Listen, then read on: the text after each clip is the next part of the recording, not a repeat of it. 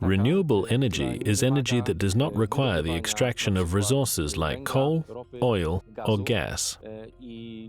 Because it is renewable, meaning sourced from wind or sunlight, it doesn't run out. This means it's continuously replenished, and all we need is a device to harness this natural energy.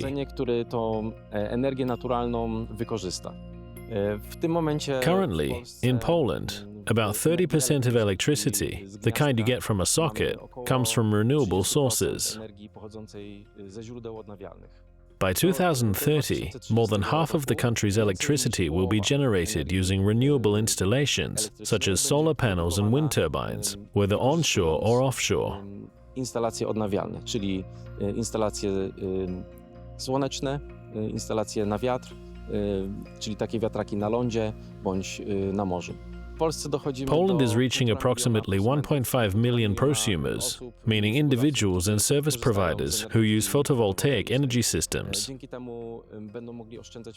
This allows them to save money on electricity bills, keeping those savings within the local economy instead of letting them flow elsewhere.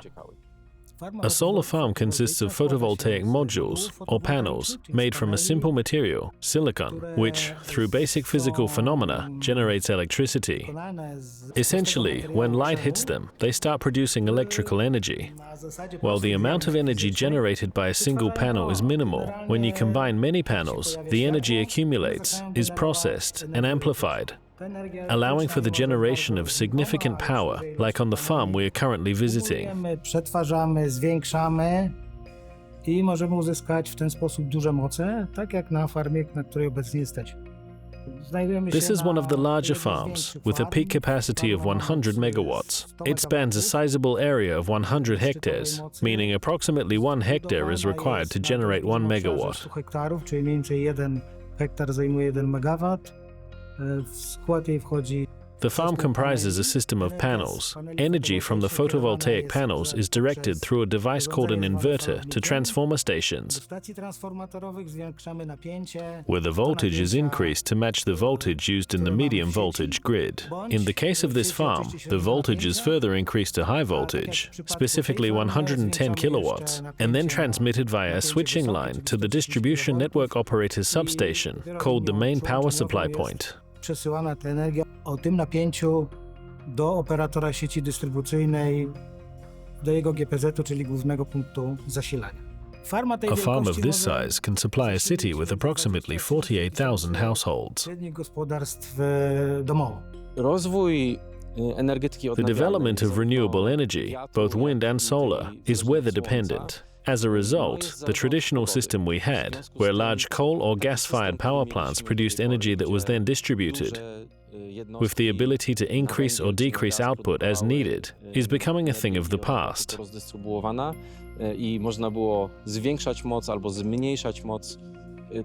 Now we must plan energy development more intelligently and adapt to the opportunities provided by wind and solar power. I dostosowywać się do tego, co nam daje możliwość właśnie związana z wiatrem i ze słońcem. This is why energy storage is an extremely important part of the equation. It allows us to store energy generated when the sun is shining or the wind is blowing, and use it later when neither is available. 6 years ago, there was no solar energy sector in Poland. Today, in addition to having nearly 1.5 million prosumers, on sunny days, we are capable of covering almost all of our energy needs from solar power. This is particularly true during weekends when energy consumption is relatively low. We now have over 16 gigawatts of installed solar capacity, and this number will continue to grow.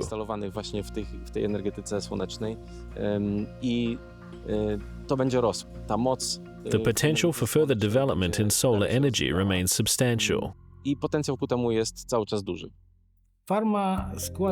The farm consists of 181,000 panels, each with a capacity of 550 watts. The generated power is directed, as mentioned, to inverters. Each inverter has a capacity of 352 kilowatts, and there are 244 inverters on the farm. From the inverters, the energy flows to transformer stations. There are 17 transformer stations on the farm. Stacji mamy 17, z tych 17 stacji From these stations, the energy is sent to the main reception point, where we are now, and from there it is transformed to 110 kilowatts. Every panel requires a cable leading to an inverter, then to a station, and so on. Therefore, farms can be built under forests or in clearings, but the terrain must be large and open.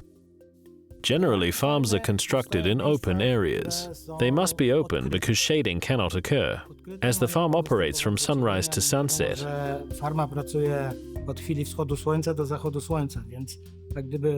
Uninterrupted access to sunlight must be ensured during this entire period.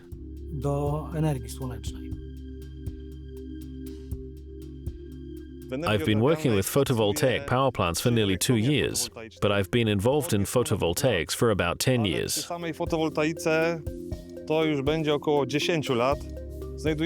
are in Podkarpacie, in the Tarnobrzeg district, in the village of Jeziórko. The farm we're heading to covers an area of 890,000 square meters, which is equivalent to about 125 football fields. Work at a photovoltaic farm consists of various activities, including planned and occasional unplanned inspections. Planned inspections include, for instance, an annual assessment of the technical condition. This involves checking the entire infrastructure of the photovoltaic plant. The Jeziórko photovoltaic power plant is divided into 9 areas. Each is fenced and monitored. Każdy z nich jest ogrodzony i monitorowany. Announcement. Break-in attempt detected. Security services have been notified. What we've just heard was a message from the monitoring system. Prawdopodobnie It's likely someone is checking the system. Jak słychać? And as we can hear, it's operational. Any unauthorized entry, even stepping into the monitored area, triggers such an alert. Jakiś monitoringu powoduje już taki komunikat. On my left, you can see a transformer station. Its role is to transfer the electricity generated by the inverters to the main reception point, and from there to the primary power supply points for transmission into the power grid. Przez inwertery dalej do głównego punktu odbioru i dalej do GPZ-u, do sieci przesyłowej. The photovoltaic power plant consists of photovoltaic modules connected to inverters. które podłączone są do inwerterów. These connections are serial, Połączenia są szeregowe. and the modules are mounted on a dedicated structure. The structure is specifically designed for bifacial modules, like the ones installed here. Specjalnych, takie jak są tutaj zamontowane. Bifacial modules generate electricity from both their front and rear Tylnia sides. strona również generuje energię elektryczną. The entire farm contains nearly 182,000 modules, each with a capacity of 550 watts. These are the same panels commonly found in residential photovoltaic installations. Generally, the farm operates autonomously. We primarily rely on a monitoring system to oversee the photovoltaic installation's parameters. This system provides all electrical parameters, starting from the connections of photovoltaic modules to inverter performance, transformer station parameters, and even the weather station data located on site. Stacji transformatorowej, a kończąc na stacji pogodowej, które znajdują się również na obiekcie. We aim to ensure the farm operates as efficiently as possible. As long as there's sunlight, the farm continues to work, generating electricity. This photovoltaic power plant, with a capacity of 100 megawatts, can produce approximately 450 megawatts daily on a day like today. Annually, the farm's energy production can supply about 48,000 households. Około 48 tysięcy gospodarstw domowych. The panels installed on this farm are identical to those used in residential photovoltaic micro-installations. Mikroinstalacjach fotowoltaicznych. Photovoltaic panels require minimal maintenance, and the need for replacing such modules is rare. Konieczności wymiany takich modułów. A photovoltaic farm operates, simply put, when the sun is shining. As soon as there is sunlight, it begins to generate power to some extent. It operates at full capacity only when there is direct sunlight and the right season.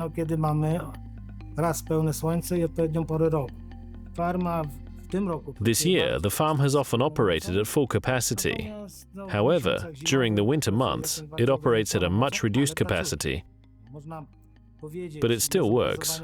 To illustrate, the total annual operation of a photovoltaic farm, if we combine the times it operates at lower or higher capacities, averages about 1,000 hours at full capacity. Praca 1000 godzin średnio z pełną mocą. Additionally, photovoltaic farms reach full capacity, or their maximum potential, during periods of increased energy demand due to the use of air conditioning, as seen this year. Air conditioning and the farm operate simultaneously, with air conditioning consuming a lot of energy and the farm producing a lot, thereby meeting specific energy needs. Więc jak gdyby też zaspokajamy pewien określony typ potrzeb. The construction of a solar panel is relatively simple.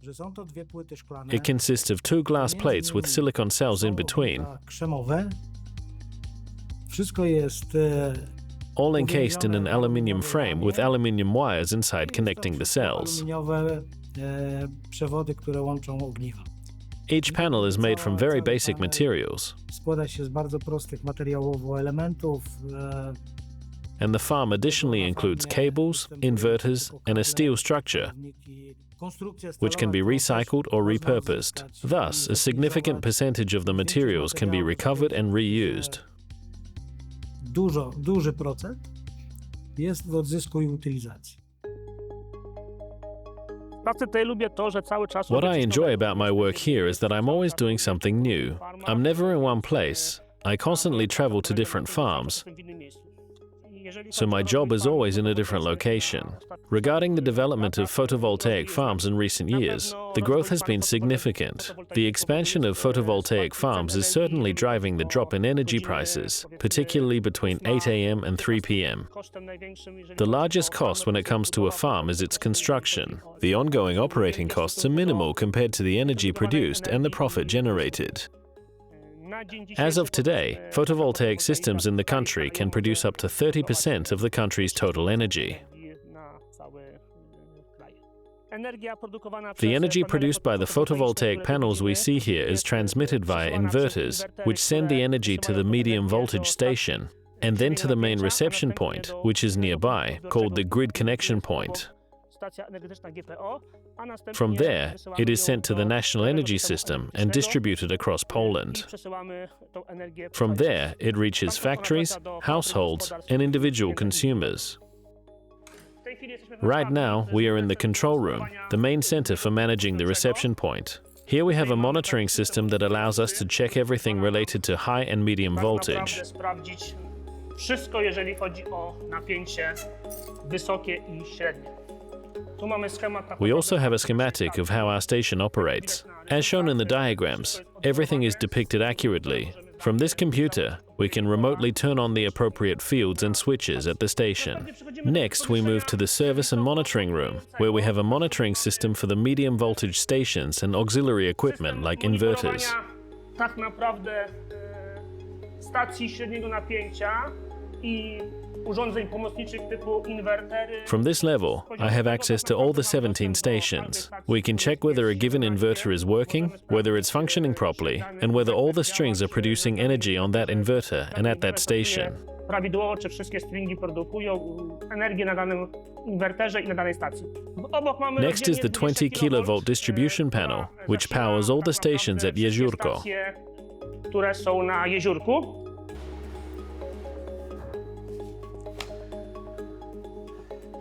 It is a medium voltage station at 20 kilovolts, which has a transformer field, a voltage field, and a line field. All the line fields are connected to all the stations located on the Jeziórko site. Wszystkich pól liniowych są podpięte wszystkie stacje, które są na terenie Jeziórka. Photovoltaics in Poland, as well as globally, are developing in two directions. One involves large farms, which are built and operated by legal entities, such as companies. On the other hand, we also have a large volume of small residential installations, which are typically individual installations owned by residents. In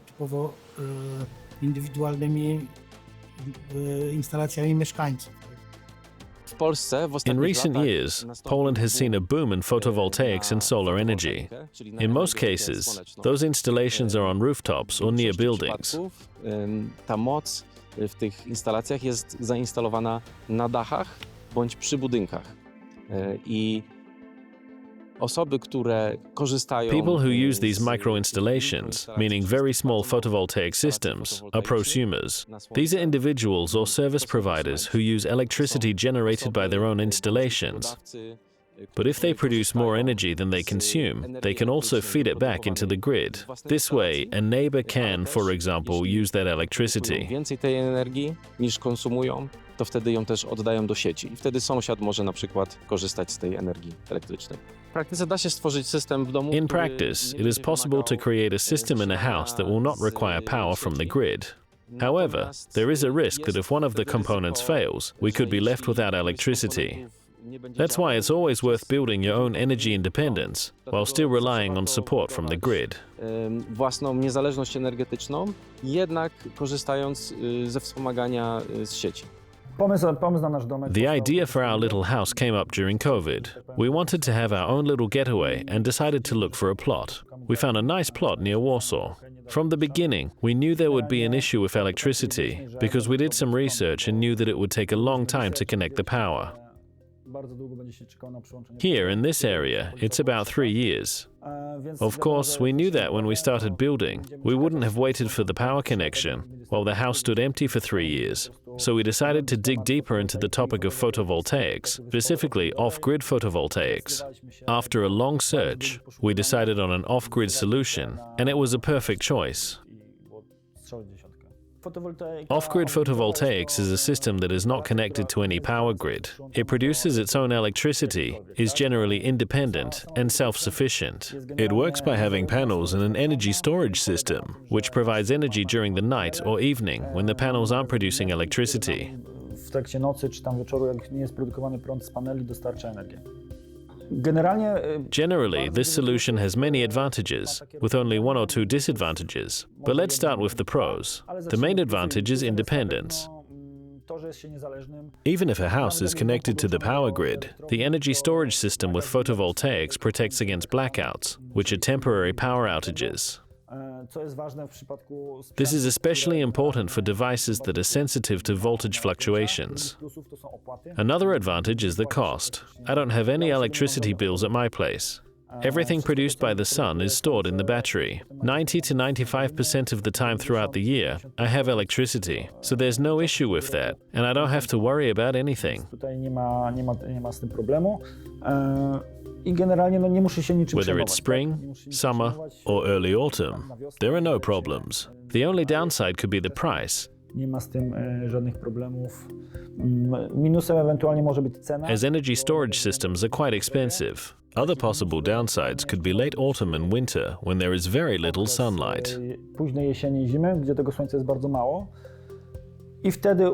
In our case, we support ourselves with the generator because the energy storage system, when there's no sun and it's very cloudy, can last about 2 to 2.5 days. After that, we need to recharge it with the generator, which usually takes about 1.5 hours.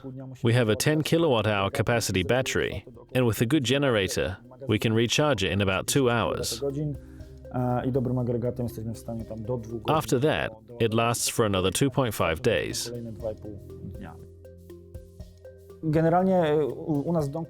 Generally, everything in our house is powered by electricity from solar panels, meaning everything works with the energy we produce. There's a water pump that pumps water to the house, a gas boiler that uses only a very small amount of electricity to heat water and radiators, and all appliances like the fridge, dishwasher, chargers, and air conditioning in the summer. Absolutely everything we can think of. In fact, it can have many applications. In our case, we built the house first for ourselves, but now we rent it out, so it could be used for rental properties or for people looking for long-term savings. While the initial investment is a bit higher, with the changing electricity prices, it pays off much quicker.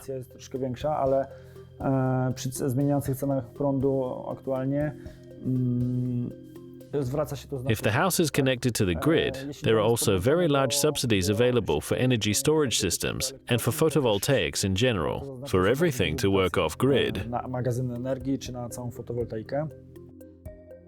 I think if someone has well-planned equipment and the house is relatively energy efficient, a 4.5 to 5 kilowatt-hour system would be sufficient.